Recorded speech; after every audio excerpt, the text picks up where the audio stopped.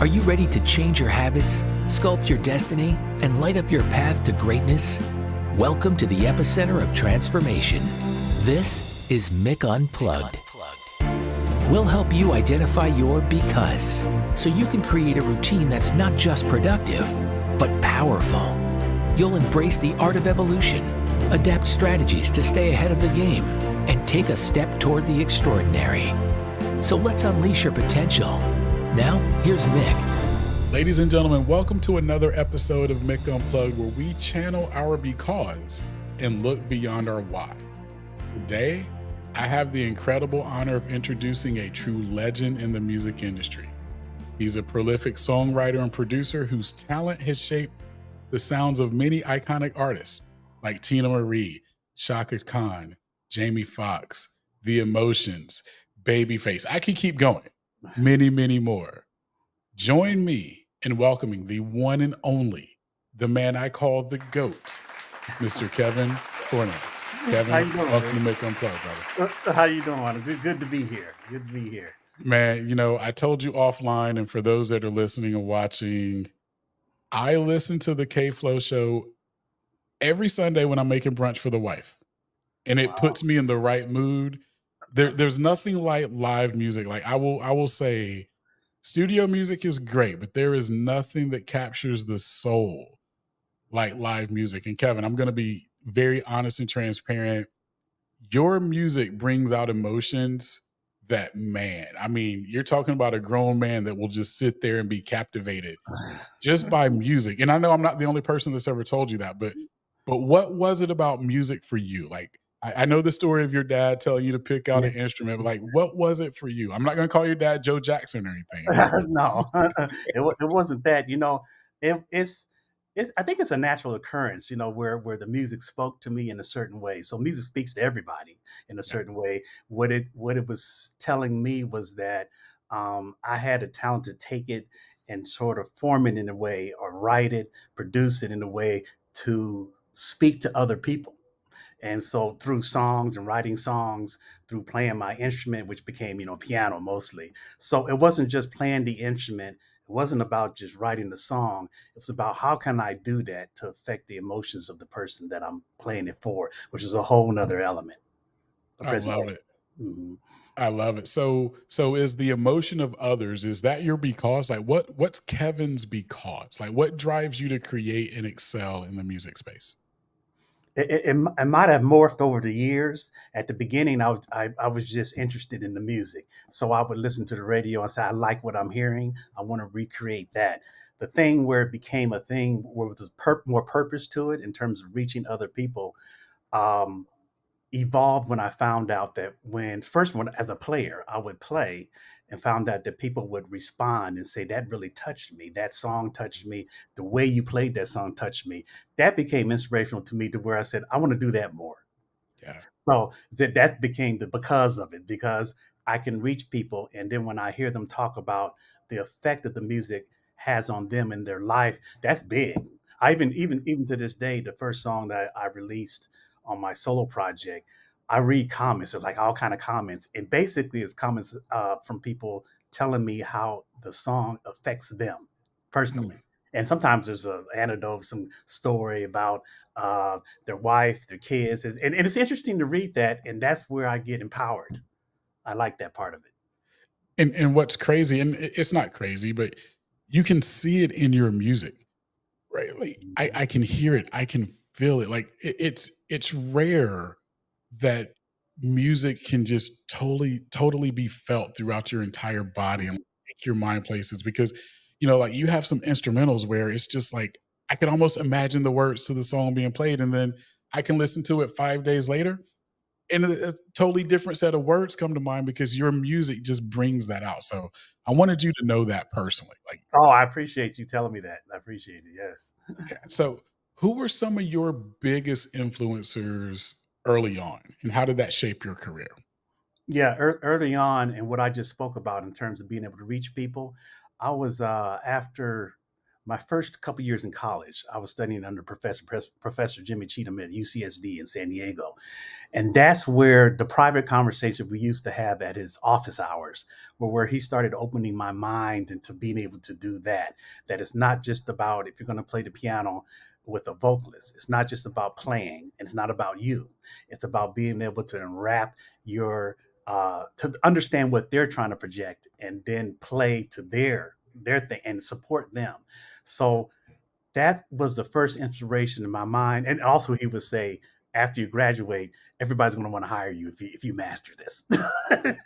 And I was 18, 19. I said, okay, I don't really know what he's talking about. Over the Hmm. 4 or 5 years that I studied under Professor Jimmy Cheatham, and I'll say, as a side, he had come from that New York jazz area. So Dizzy Gillespie, all those Hmm. jazz greats, Miles Day, and he would bring them to the school. So I would be able to talk to them too. And at a young age. And they would kind of say the same thing. And they would actually give stories of their plight in terms of the way they express their music, how it's an expression of their life, the struggles and everything, and how they Hmm. wrote songs. And so I'm listening to that, listening to the professor, and I started adopting those techniques. And it's basically about a person hearing your music and being able to breathe with it, like you inhale and exhale. A regular life cycle is life. So if you're Hmm. playing a lot, you got to stop playing so the ear can breathe. And Yeah. then it's a whole concept of doing that. And so I started being inspired by what he was saying, put those practices into work, and found out after I graduated and moved to LA that he was right, because the vocalists were like, "Yeah, we want you to play when you want to Merle." I said, "Oh, this works. It really works." And then later on, I started infusing that in the way I write songs in my production, and it's about Mm. being able to breathe, inhale and exhale, the ear actually. That's amazing. So obviously he was right. Yes. Right. And you've been able to work with so many incredible artists, right? Which collaborations kind of stand out the most to you and why? Yeah, there's certain collaborations which are exciting to me. So early on, I started playing with Ronnie Laws, and the excitement comes from the fact that this artist plays sax, but it's different from everybody. He has something. There's a reason why he had major label deals, and he's an iconic figure as a saxophone player. When I Mhm. play, it's him, and I'll say working with Gladys Knight early on, and being able, and I really really feel it when we're at rehearsal and it's really a tight quarters and they're sitting next to you singing. You really can kind of sense the power in their gift, and that's inspirational. Her, as far as her singing, the Ronnie Laws playing the sax, and it's different. There's a lot of vocalists singing, but there's something special there, as evident from their history. Of course, Gladys Mm. Knight and Chaka Khan, for instance. It's evident that they're here and they've been in the business all these years. But to stand next to them and play and hear that power is inspirational. And that was another Wow. one. The Shaka's thing was inspirational too, because I was in high school when a lot of those songs were number one. I'm currently playing with the Pointer Sisters also, Mm. and it's kind of inspirational to hear that. Wow, okay, I'm there, and I Yeah. used to be dancing to the songs. So yeah, it's a great journey. I love it. I love it. So you are amazing producer, amazing songwriter, and I want to hit on both of those, but I want to start with songwriting because a lot of people don't know this about me, but my first love in life was poetry, right? And in particular, like writing ballads. And I love poetry with a passion. And so much so, like, I'm still in love with poetry, right? Yes. Talk about songwriting, like Mhm. the inspiration, the time, like, what is writing a song like for Kevin? That's interesting you say about poetry, because that's what it is, a love for poetry. Um, I have a process, and I like part of the process that I like more than the other part. So the easy part for me is sitting at the keyboards, and sometimes we just drop our hands down, and then something will come up within seconds. I Hmm. can come up with tons of ideas right away. Um, Once a song is constructed and the chord structures are constructed, the lyrical content, which needs to be poetic, especially if it's a beautiful song like a ballad, you can't Hmm. just talk about anything. It's Right. got to make sense. and you want it to be intelligent, so it can kind of reach people. So, and poetic. That part is can sometimes be a struggle. So a lot of songwriters, what they do after they get the chords, they will kind of mumble stuff on, which I used to do, cassette tape, mumble kind of ideas, and those Hmm. would morph into syllables, which will morph into words. And that process can be at the beginning, maybe I get 70, 75% of those mumbles are turning, and then there are always like a couple lines that'll kill me. It'll take a, I'm gonna have to come back to it the next day because it needs to fit in this box. Hmm.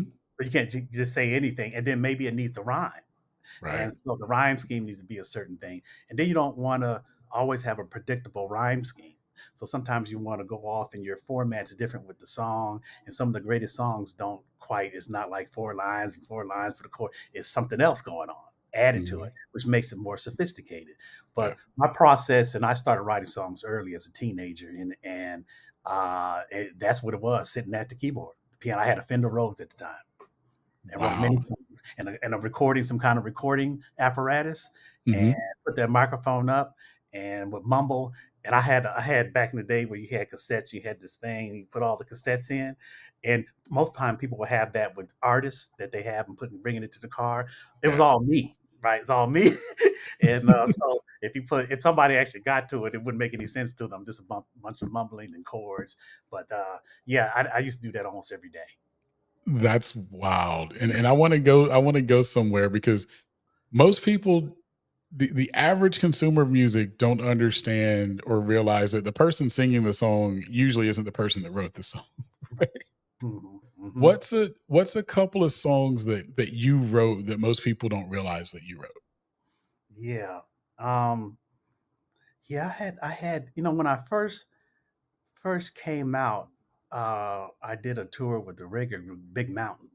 And Hmm. so I actually wrote songs with the lead singer and another singer out of England, and one called Caribbean Blue, right? And so Mm. it was like a major song back in the day. It was in the '90s, and a lot of times people become surprised that I was like a writer on it, a writer on that. There's other stuff that I'm doing recently, like within the last year, and I do Hmm. get that question. Did you basically the question is, did you write the lyrics? They always ask that because that Right. becomes like, oh, you can do that, because I'm used to seeing me playing. But that's Hmm. always been the game from the beginning about writing the lyrics. So there's just several things. I wrote a lot of songs, so there's just several songs that I kind of over the years that I have done the lyrical thing and the music thing, and you're going to be hearing a lot more of that coming. Actually, I'm working on stuff Really? now. Yeah, a lot more because my part of my production thing back in the day was to find artists or singer to project what I wanted to project for my song, right? And but basically back in the day, the way that would work is that the artist would have some sort of deal, or you would have to get in some sort of business situation with a record company or something to project that music out. Now, Hmm. it's different now. You can just grab the singer, and so I grab people that I have relationships with, whether it be iconic singers or not, like the song I got with Phil Perry, and I will grab them, have ask them to sing on top of the songs, and then promote that. So there's a lot of the songs that I've been writing over the last 20 years that is going to be coming out in the next year or two. I Over love it. a lot of them. I love it. So let's go there to some of the new stuff. And folks, we're about to talk about two songs that when I talk about move me and I listen to every day. So you just hit one with Phil Perry. Tell me if you still care. Hmm. Kevin, I'm not gonna the first time I heard that one, the recent rendition that you did of that one, Hmm. I stood still for 15 minutes. And I promise you, and I'm gonna have the links, and so everyone that's listening or watching, I'll have the links in the show notes. I promise you, just take some time out of your day and listen to Phil Perry and Kevin doing Tell Me If You Still Care. Brother, Yeah. wow. Walk me through that one. Walk me through the selection of the artists and the band and everything. Like that, it's an amazing, amazing, amazing rendition of that song. Oh, thank no, no, no. I appreciate that. So that came out of that concept where Phil Perry is somebody I worked with in the '90s as a keyboard player. So over years I developed relationships with these different artists. So at a certain time, it became easy to ask them to help me with something. and because I already got the number and I can call and ask. And Hmm. so these songs that are coming out in the future are just like that. So I kind of stagger them. A couple of them are remakes, like that was the SOS band who did that Yep. in the 90s. Yep. And then others are like that song, but it's just me. So I'm kind of staggering them out. That I really kind of didn't want to put that particular song. I was trying to put something else out, just because I wanted to showcase my writing ability, my Hmm. writing.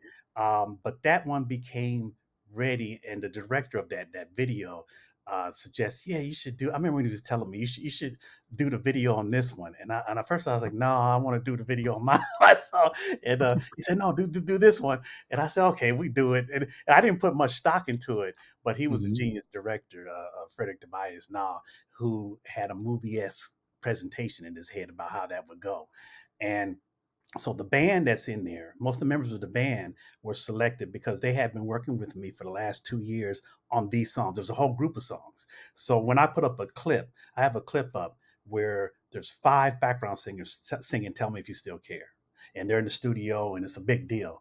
So in that particular session, they were also singing the background for the new artist I'm working with, Amanda Cole. They're working on her stuff, and so in 1 or 2 days, I will get a lot done. And so, but these are the same guys, studio musicians, guys I played on the road with. Currently work with like Melvin Lee Davis, who's a musical director for Chaka Khan. I'm plucking different people with different talents to project this music. That's what part of the reason why it sounds so good. I have to do my thing, but having guys on that level really takes it to another level. Then having Phil Perry on top of that level, on top of the other level, it just things can happen, even if Hmm. it's not planned. Yeah. And so we get into a vibe when we're playing live in the studio, and there's something that synergy between us because we communicate at that certain level. And then Phil's just Phil. So stuff is going to happen. Stuff's going to Right. happen. Phil being Phil, I just right? kind of, it's like at the session for the vocal session, I just kind of sit back and say, okay, you roll the track. And those guys like that, shoot, the first time, second, it's done.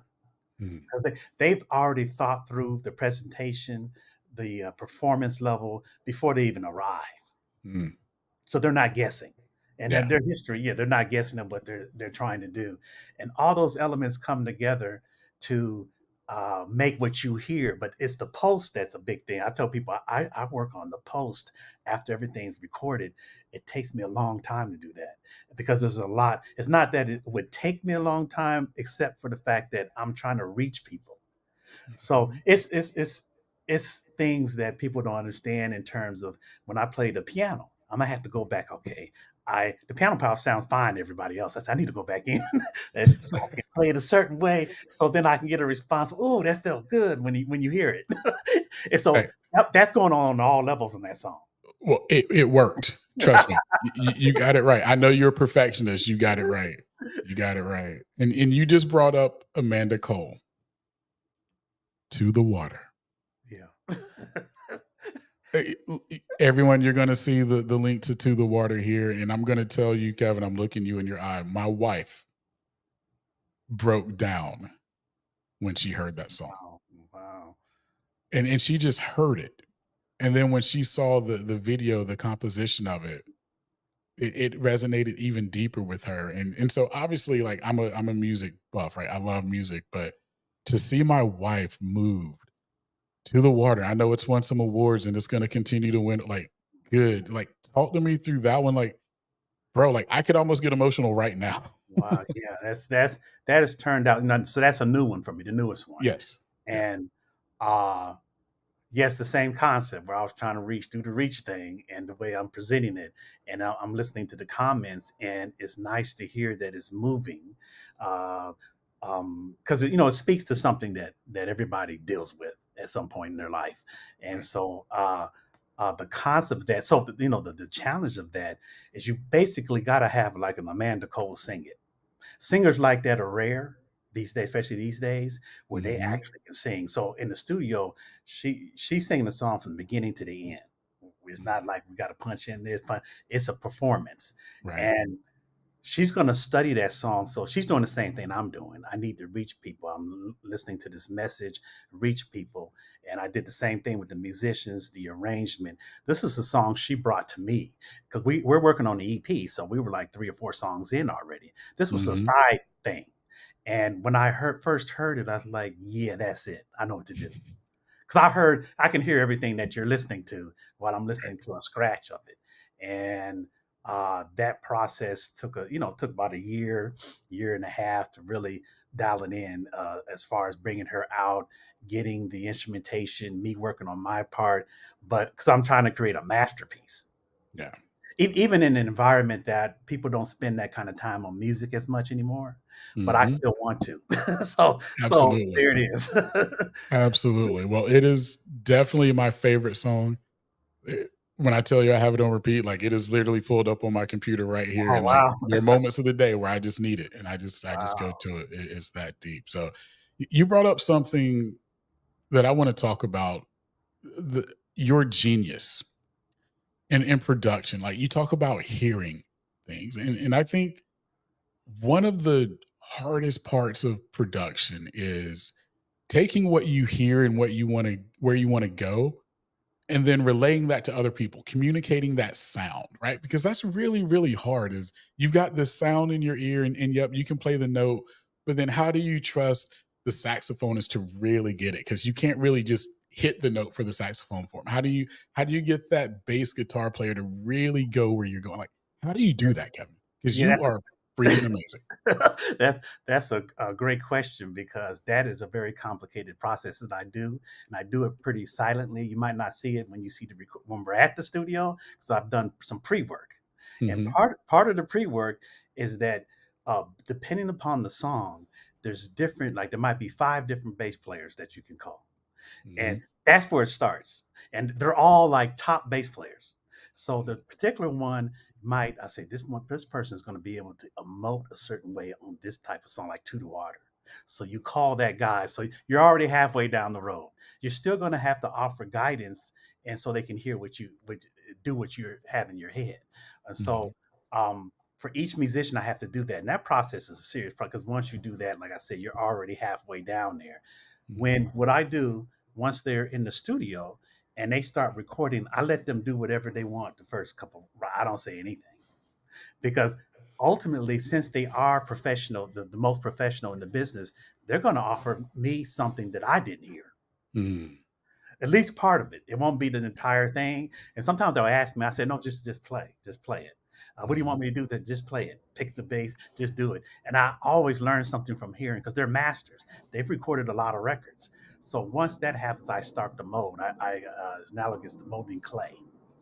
And then the Hmm. thing's there, and then I Yeah. start doing the thing, and then so I give them directions. I say, okay, turn left at that signal right there, right on measure 45. Just change that right there, and those little things make all the difference in the world. That's the true production. Man, one day I just want to come film you in production mode. Like, Oh I yeah, think that would be, when you talk about bucket list for me, yes. watching Kevin Flournoy do his thing is bucket list for me. Like, Oh yeah, you're invited. I mean, it's a okay. process. It's good to see too. Yeah, it's an exciting process. That's it. That's it. So, a couple of takeaways from today with Kevin, the goat, as I call him. Not just in music, right? But even in life, think about the emotion that you're trying to evoke from others in a positive way. Maya Angelou said, "People don't remember the things you say; they remember how you made them feel." And I see that in everything that you do, and I know that for the folks that are watching or listening, think about that. People are always going to remember how you made them feel, and the person that we're on the line with today is a genius at that. So. Kevin, for the listeners, whether they're a musician or not, what are some things, what are a couple of things people can really do to evoke the emotion that they want out of people in a positive way? Yeah, and for me, and what I want to tell people is a focus. First thing is being really focused, and I like those words that I saw in your courage and perseverance. And Yeah. so the courageous part comes in that don't be scared to get out there and do the thing, and Right. and the perseverance is that it doesn't always work, the way that you have in your head. And I've learned that the perseverance is like, I might have to go back in and try it again. Because it's not always the first time that happens. And that's a big deal. Don't get discouraged about that. I'm getting ready to have a discussion with the artist I'm working with now. And I was like, okay, we need to go back in. And we don't have to, because it's on the level that it sounds good, but there's another level. So maybe the realization to people that there are levels to this, and aspire to that level to where you're sitting back and saying, this is great, and I'm comfortable with it. Love it. There are levels to this, people. And so my question, not to Kevin, but for those listening and watching, what level are you at right now? And what level do you want to get to? Because maybe there's work that you need to go do. Kevin, where can people find you, follow you? What do you want them to know? What's important for them to know about Kevin right now? Yeah, just in general, you can go to kevinflournoy.com. That's the website. And it has everything, the new releases and everything you need to know about me, the bios. And if you want to find out records I've done in the past, that's the go-to place. Also on Instagram, kevin.flow. So you can see stuff I'm doing, you know, I can put stories in, like I just went to New York to do a project. You can see me in the studio, you know, working stuff out with various artists. My man, the GOAT, K-Flow, and everyone, the K-Flow show. Yeah.